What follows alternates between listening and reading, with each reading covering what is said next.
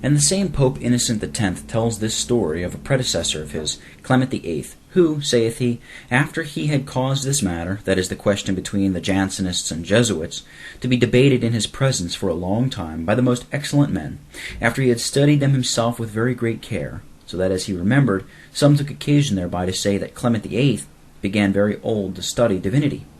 Yet he could not at last decide anything therein, but was fain to impose a perpetual silence upon both sides.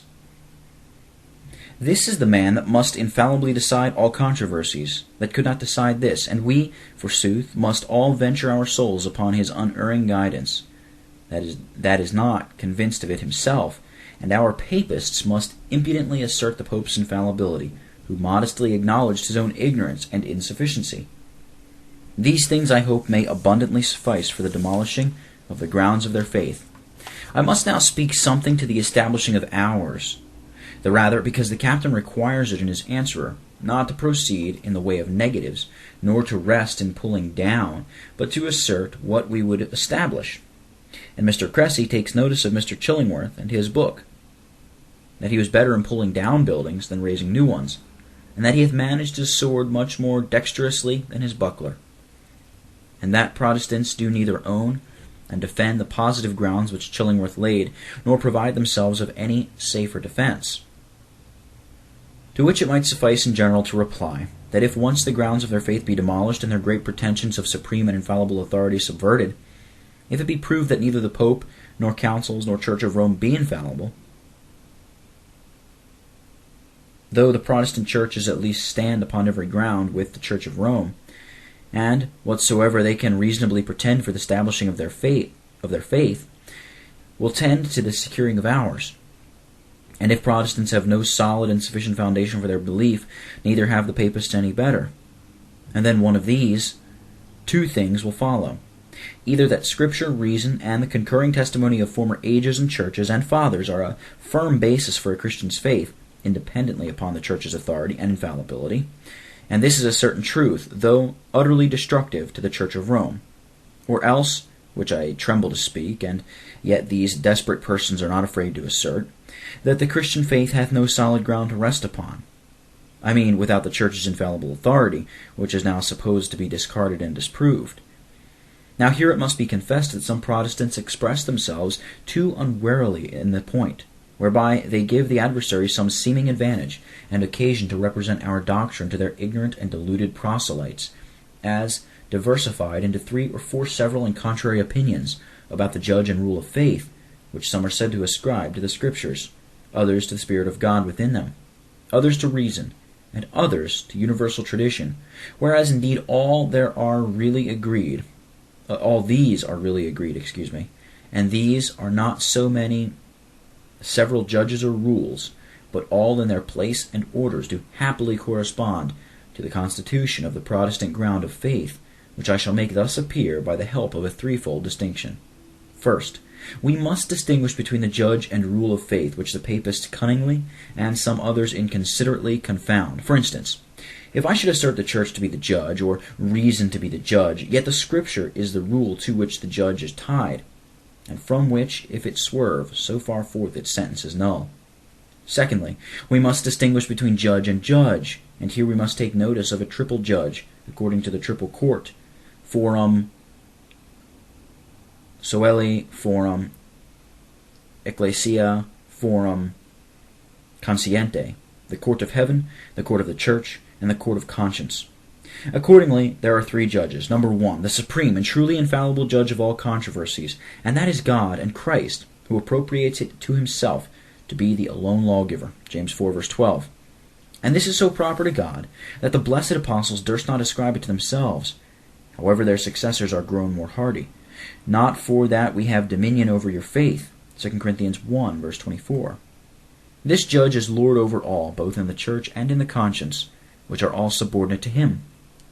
Number 2, there is an external and political judge placed by God in the church, and these are the governors whom Christ hath placed in and over the church, and these are subordinate to the supreme judge, who, if they really contradict his sovereign sentence and higher authority, and require things evidently contrary to the will of their and our Master, must give their subjects leave to argue with the Apostle Peter, And I tell you it was an unhappy accident that St. Peter should furnish the Protestants with such an argument as would puzzle all his successors to answer.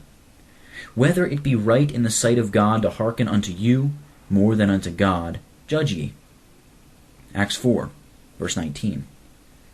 Number 3, there is an internal and secret judge placed by God in every particular person, and that you may call reason or conscience.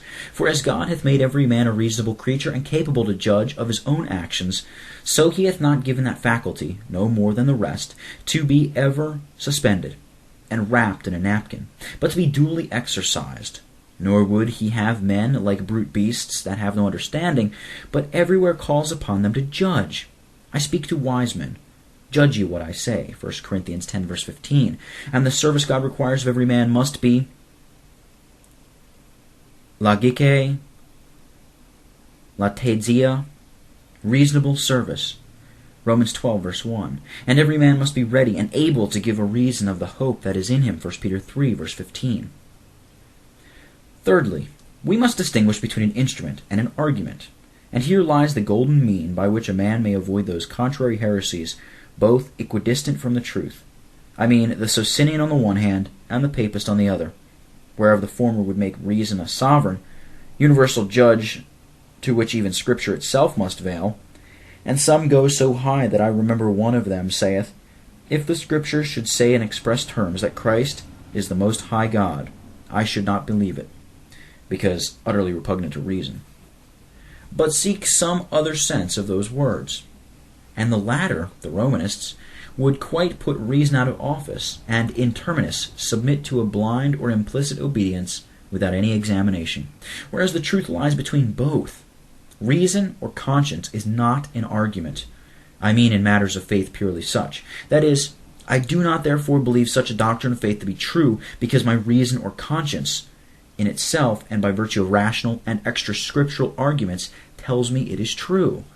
For this were to make my reason the rule and standard of truth.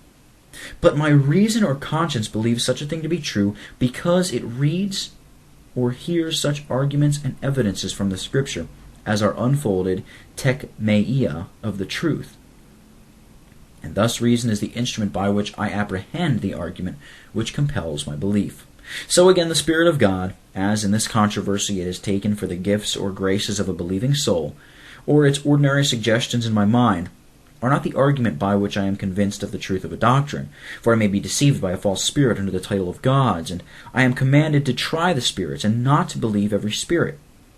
But it is the instrument, as I may so speak, by which I am enabled to understand the weight and force of those arguments which are recorded, suppose, in the Scriptures, or rather to speak most properly. Reason is the instrument, and God's Spirit is the great helper and assistant by which that instrument is elevated and fitted to discern those lineaments of truth which God hath drawn in Scripture or elsewhere, whence alone the arguments for proof of the truth are derived. So now the state of the question is reduced to a narrow compass, and I shall lay it down in these propositions.